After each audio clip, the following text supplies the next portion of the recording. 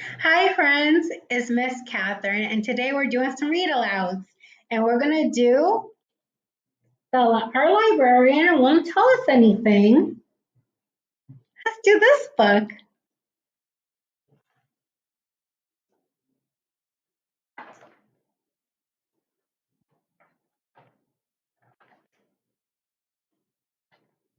On my very first day at Liberty Elementary, Mr. Dickinson sent me down to the Library Media Center.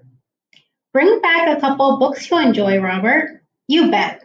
I hurried down the hall after Carmen Rosa Peña, who wasn't about to wait for me to catch up. And I wanted to check the desk I was looking at.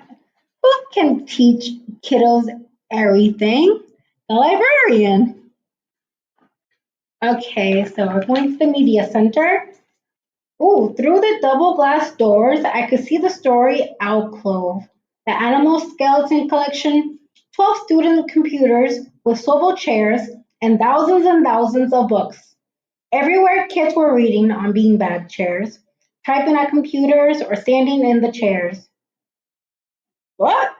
Wait, standing in the checkout lane. They were not sitting on chairs. Oh my gosh, standing on chairs. I would have freaked out. It's dangerous sometimes, but it's fun. I understand. Okay, so they were standing in the checkout lane. More kids crowded around a tall blonde woman holding a video camera. Her tarantula earrings dangled below her rhinestone glasses. Marian was halfway across the room when I skidded to a stop in front of her. What do you like to read? Soccer books and Sports Illustrated for kids, she said. Why do you care? I wondered. If you know, if you knew where the animal books are, not a chance. That's okay. That's okay. I'll ask the librarian. Mrs. Skorovsky? Carmen rolled her eyes. Don't even bother. Our librarian won't tell us anything. She charged off to the shelf under the Kristen Lily poster. What? Librarians help people like police, but without the trouble. I marched over to the crowd surrounding Mrs. Skoromsky and waited my turn. She finally glanced at me over her sparkling glasses. New to Liberty School? Yep, Mr. Dickinson's class. Great. She stuck out her hand. I love fourth graders. What do you like to read? Huh, Carmen was wrong. Got any animal books? Any? We've got so many animal books. Mammals, birds, reptiles, amphibians, fish. I could lock you in here for a year and you'd still be reading. Well, if you didn't starve first. Awesome, I said. Mammals, please. Where are they? Follow me. She marched off across the room. I was so busy gloating in my mind that I smacked right into Mrs. Skoromsky when she stopped the first bank of computers. Have a seat. She swiveled a chair and gave me a gentle push onto the cushion. Wait, I bounced up. Cool earrings, but not much of a memory. You were taking me to the mammal books.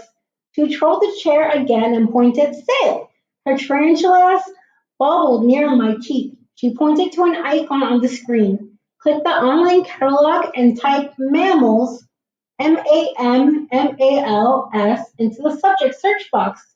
Just then, Carmen poked my ribs and hissed in my ear. See? I told you she wouldn't tell you anything. Mrs. Skoromsky just smiled.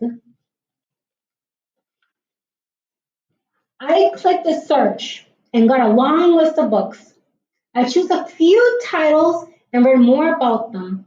Then I wrote down the call numbers and titles of the books I wanted on the catalog slips she handed me. Okey dokey, she said at last. Now use the shelf labels to find them. Mrs. Skoromsky, I asked you to show me where they are. She smiled. Yes, you certainly did. I headed back to class with a stack of books. One of the duck-billed platypus, one of them, duck-billed platypus, one on lesser bush babies, and one from the display shelves on naked mole rats.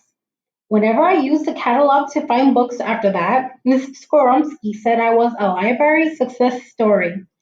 Who knew what she meant by that? When Mr. Dickinson announced desert animals, research in predatory prey teams, I knew just the animal for me. Mr. Dickinson told us that Mrs. Skoromsky was scheduled to give us 100% of her attention for our library research on Thursday afternoon. Huh, said Carmen Rosa Pena. She won't tell us anything. That's enough, Carmen, Mr. Dickinson said. Oh, we each started by taking notes on the predators of 10 desert animals of our choice. When we finished, we joined predator prey pairs. I'll be a predator, Carmen said. Big surprise, I thought, when I reported that poisonous rufous baked snakes eat naked mole rats. She signed on to be my partner. Oh, joy. Mr. Dickinson and Mrs. Skoromsky handed out a sources critical sheet. Critical. Sources critical sheet. I wrote down our names on the sheet and hopped up from my chair. Where are you going? Carmen said. Since I've read my naked mole rat book 3 times and I have animal encyclopedias at home, I only need an online article. Well, don't bother asking Mrs. Skoromsky. She won't tell you anything. I shrugged and walked over to a computer.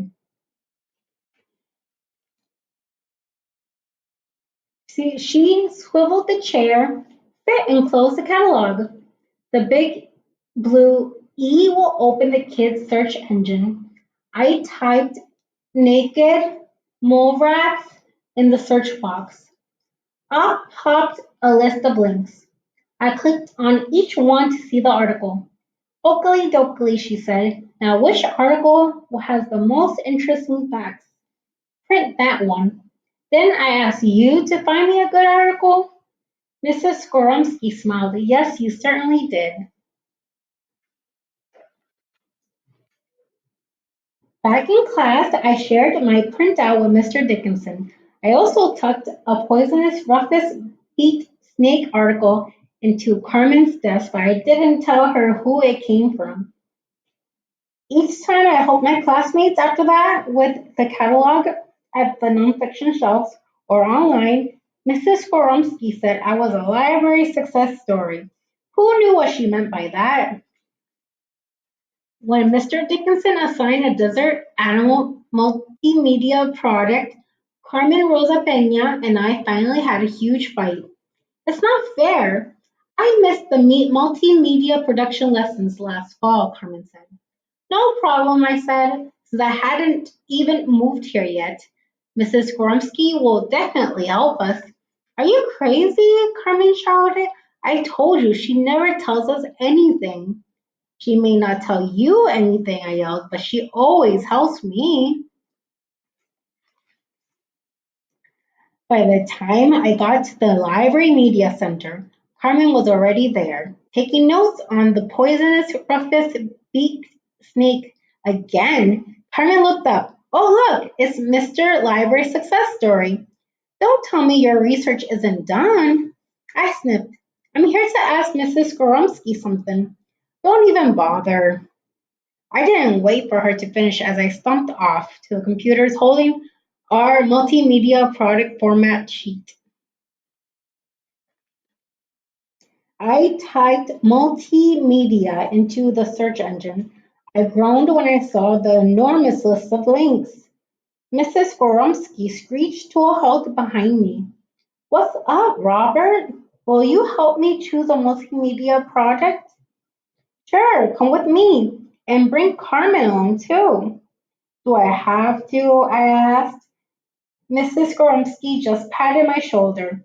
Carmen scowled when I tapped her on the arm, but she followed Mrs. Goromsky and me to the media lab.